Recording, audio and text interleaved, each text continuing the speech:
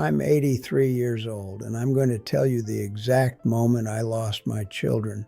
But first, you need to understand something. For 18 years, no one has walked through my front door and called me Dad. 18 years. I want you to just sit with that number for a second. 18 years ago, smartphones barely existed. Kids born that year are adults now, whole lives lived. And I've been sitting in this house, waiting, not on Christmas, not on Thanksgiving, not on a single one of my birthdays. I still live in the same house in Ohio where they grew up, same kitchen, same creaky third step on the staircase, same hallway where I used to hear little feet running at 7 in the morning, full of noise and life and chaos that I didn't appreciate enough. Now the loudest sound in this house is the refrigerator turning on. I'm not telling you this for pity. I'm telling you this because you still have time. You might be 30, maybe 45. Maybe your kids are small right now and driving you absolutely crazy. Hold on to that crazy, because the silence that comes after, that's something you cannot prepare for.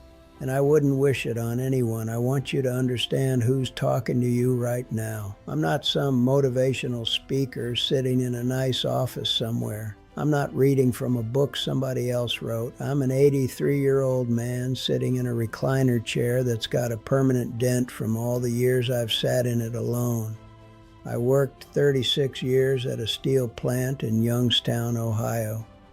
You know what that means? That means I got up before the sun every single day. Summer, winter, didn't matter. My hands were rough by the time I was 35. My back started going at 50, and by the time I retired, honestly, I wasn't sure what I was supposed to do with myself anymore. Work was all I knew. My father was the same way, and his father before him. We were built from a certain kind of thinking, that a man's love isn't something you say, it's something you prove. You prove it by working overtime, by coming home tired, by making sure the lights stay on and there's food on the table. That's how we were raised. I believed that with everything in me. I sacrificed my body for that belief. I sacrificed my marriage for it. And somewhere along the way, without ever meaning to, I sacrificed my children for it too. So when I talk to you today, I'm not guessing. I'm not theorizing. I live this. Every word I'm about to say cost me something real. My wife's name was Margaret. Everyone called her Maggie. She had this laugh. I can still hear it if I close my eyes, like she thought everything was a little bit funnier than it actually was. She made the house feel warm just by being in it. We got married young. I was 24, she was 22. We didn't have much. Small apartment, one car between us, but we were happy in that simple way young people are happy before life gets complicated. Then the kids came, David first, then Carol 2 years later, and I did what I thought a good father did. I worked more. Maggie would put the kids to bed most nights alone because I was pulling a second shift. I missed David's first steps. I didn't find out until I got home at midnight and she told me, and I could see on her face she was trying not to make it a big deal. But it was a big deal. I just didn't let myself feel it.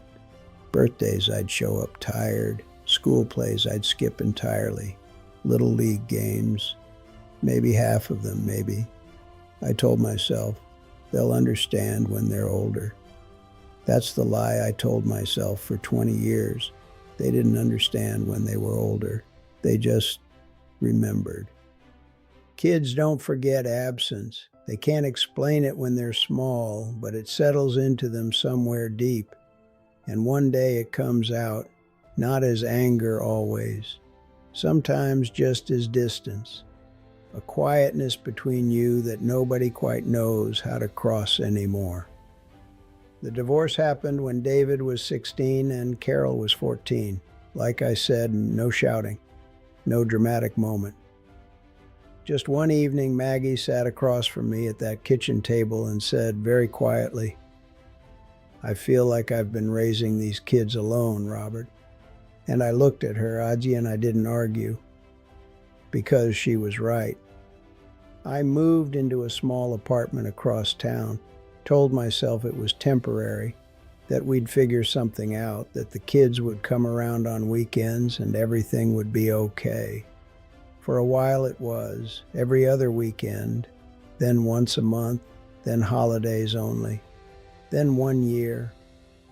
David called on Christmas Eve and said he and Carol were spending the holiday with their mom. I said, "Okay, son, no problem." No, like it didn't cut me in half. And I sat alone that Christmas with a bottle of Coca-Cola and a frozen dinner, and the television on loud enough to pretend the house wasn't empty. That was 18 years ago. That was the last real conversation I had with either of them. I've had a lot of years sitting in this quiet house to think. And I want to give you something real, not bumper sticker wisdom, not things you've heard 100 times, just what I actually learned from actually living it wrong the first thing. I confused providing with loving. I thought paying the mortgage was the same as being present. It isn't, not even close. Your kids don't need a perfect house. They need you to sit on the floor with them and be bored together. They need to see your face at dinner. They need to hear your voice saying something other than "I'm tired" or "ask your mother." I provided for 36 years, and my children felt abandoned anyway. Let that sink in. The second thing, I waited for the right moment to say important things. I kept thinking, I'll tell David I'm proud of him when he graduates, when he gets married, when he has kids of his own. There was always a next moment coming, but emotions have an expiration date. When you wait too long to say something true, it starts to feel impossible to say it all. The silence grows its own walls. And eventually, you're both standing on opposite sides of a wall that neither one of you remembers building. Don't wait for the right moment. There isn't one. Say it now. Imperfect and awkward and stumbling, say it now. The third thing, I never apologized. Not once, not properly. In my generation, men didn't apologize. You just moved forward. You just worked harder. You showed up differently and hoped people noticed. But people don't notice a changed behavior when they're still carrying an unacknowledged wound. A real apology isn't weakness. It's the bravest thing I never did. If I could go back, I wouldn't show up with money or gifts or explanations. I'd just say, "I wasn't there. That was wrong. I'm sorry." 5 words. 5 words might have saved everything. The fourth thing, I let pride drive too many decisions. After a few years of distance, I started feeling something shift inside me. From grief into stubbornness, I thought, if they want a relationship with me, they know where I live. That's pride talking. That's a lonely old man pretending he has leverage he doesn't have. Your children don't owe you a relationship. You build one slowly, imperfectly, with effort and humility. I stopped building, and the distance just became permanent. The fifth thing, and this one is hardest to say. I didn't know how to love out loud. I felt it. I want you to know that. I love those kids with everything in me. Every double shift I worked, somewhere in the back of my mind, I was thinking about their future, their college, their safety. But I kept it all inside, like it was something private, like saying "I love you" was giving something away. My son, David, I don't think I ever once just looked at him and said those 3 words clearly, without a reason, without an occasion, just, "I love you, son." That's all he probably needed to hear. And I was too locked up inside myself to give him that. Don't be locked up. Whatever it is you feel for the people in your life, let it out while you still can, while they're still there to receive it. I need to tell you about one specific night, about 3 years ago. I had a small health scare. Nothing dramatic. My heart was doing something irregular, and the doctor wanted me to come in for tests. He sat me down afterward and said the words nobody wants to hear at 80 years old. He said, "Robert, you should get your affairs in order, just in case." I drove home alone, sat in the driveway for a long time, and the first thought I had wasn't about dying. It was about who would call my children when I did. Would anyone even know how to reach them? Would they find out from a neighbor, from some county official with a clipboard? Would they feel anything at all? I went inside and I sat at that kitchen table. Same table where Maggie told me she felt alone.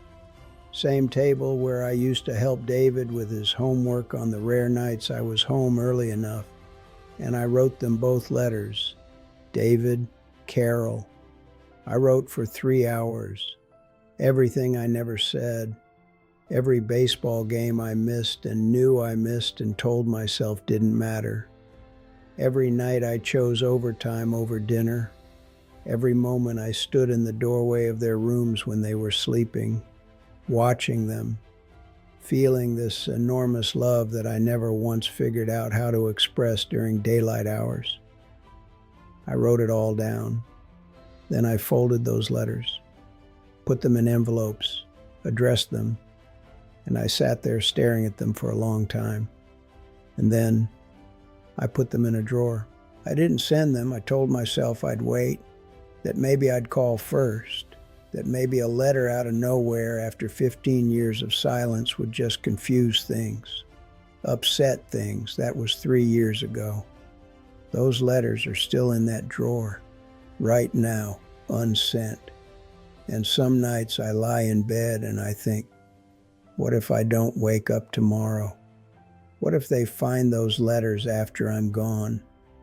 What will David think when he reads that his father loved him deeply and completely and just never told him? What will that do to him? Will it bring him peace? Or will it break him in a way that takes years to heal? I don't know. I genuinely don't know. And that uncertainty, that not knowing, that is the loneliest feeling I have ever carried in my life. Lonelier than the empty house, lonelier than the holidays alone, lonelier than watching grandchildren grow up in photographs on a screen, children who share my blood and don't know my voice. I have a granddaughter named Sophie.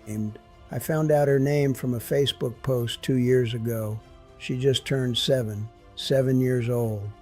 She has Carol's eyes from what I can tell. Maybe mine too. I don't know if she knows I exist. I don't know if anyone has ever pointed at a photograph and said, "That's your grandfather." That thought, that specific thought, hits me differently than anything else because I'm not just estranged from my children anymore. I'm a stranger to people who carry my name, people who didn't choose this distance, people who were just born into it. And a 7-year-old girl named Sophie is growing up in this world without ever sitting on my lap, without ever hearing me tell her she's remarkable, without ever knowing that somewhere in Ohio there's an old man who would give anything, absolutely anything, just to meet her once. I've been thinking about what I actually want to leave behind. Not money, not advice, just an honest picture of what a life looks like when you love people silently for too long. A small house in Ohio, a drawer full of unsent letters, and an old man who still sets the table for 4 on Thanksgiving. Because hope is a stubborn thing. It just stays. I'm not angry at David and Carol. I built most of the walls between us. Even when I thought I was just working, just providing. You don't see certain mistakes while you're making them. You only see them clearly when time is short. So if your parents are still alive, call them today. If you have children, sit with them, be there. And if there's distance between you and someone you love, close it.